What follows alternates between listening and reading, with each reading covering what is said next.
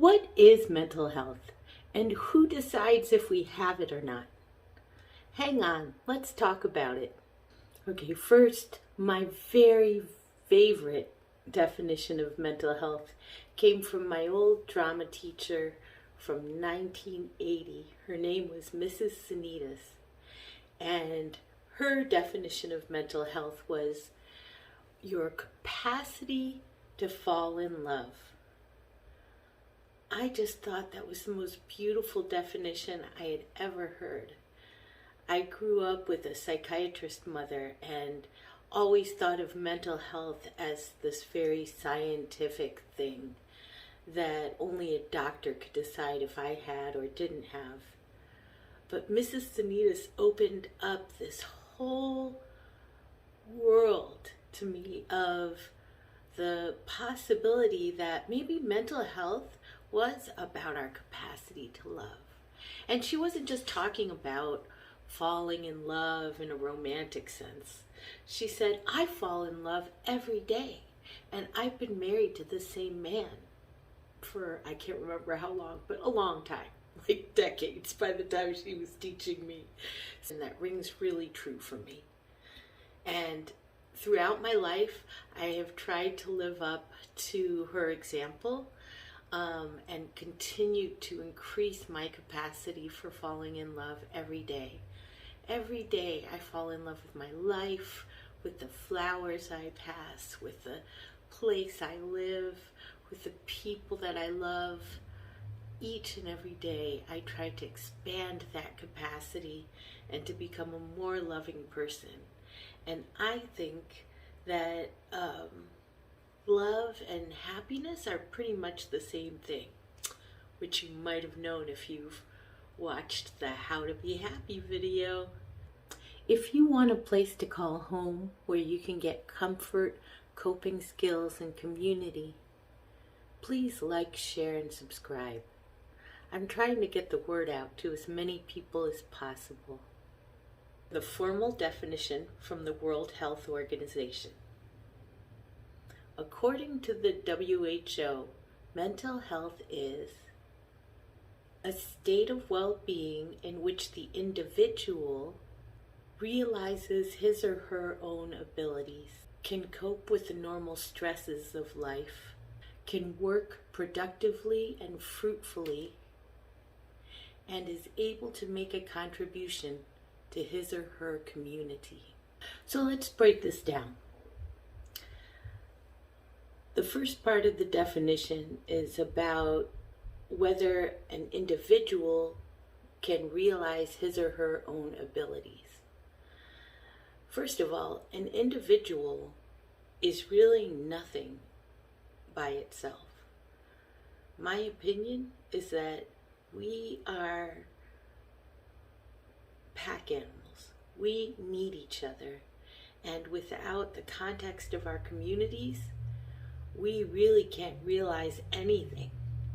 And so, because of colonization, I feel like the focus is unduly on the individual in mental health settings, and an individual cannot heal alone.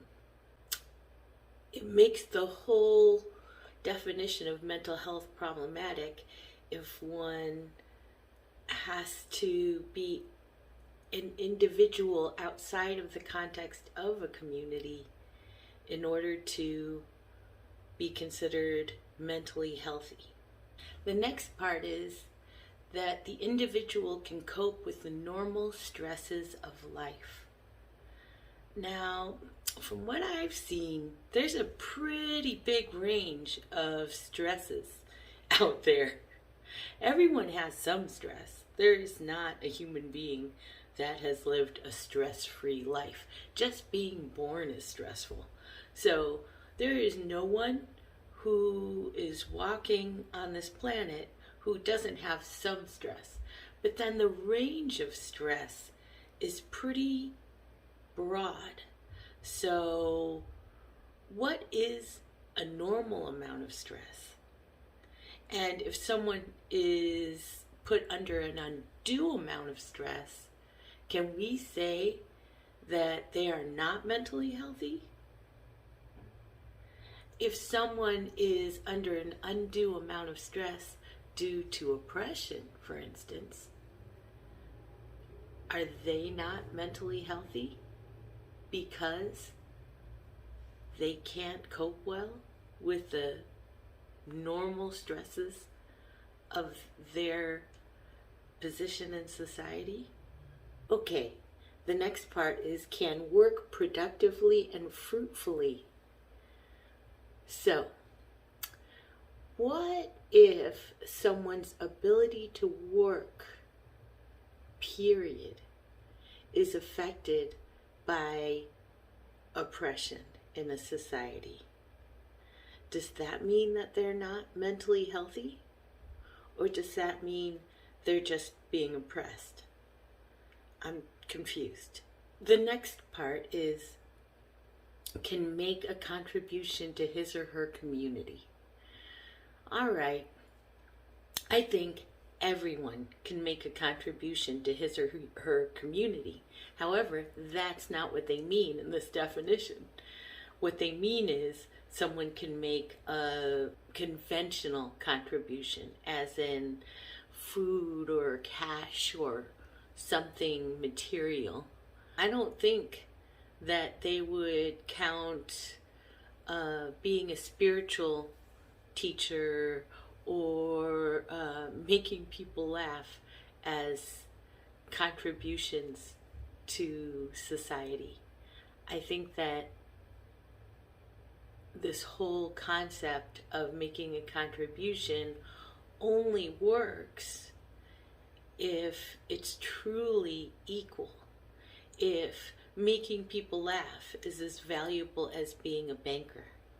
So, according to this definition, a person is mentally healthy if they are compliant with the dominant culture and able to ignore the oppression that's done to them and their family. Someone is mentally healthy if they're willing to ignore the pain from the oppression around them. But what if we came up with our own definition of mental health? One in which being mentally healthy meant being free and loving and conscious of our history and conscious of our need for healing and conscious of our need for community. What if we decided what was really mentally healthy for us and we insisted on it in every sector of society? Now it's your turn, Hopeful Tribe. How do you define mental health? Lend someone help by putting your answer down in the comments below.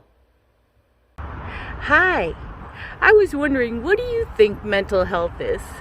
I think mental health is all around of where our mindset and our emotions are.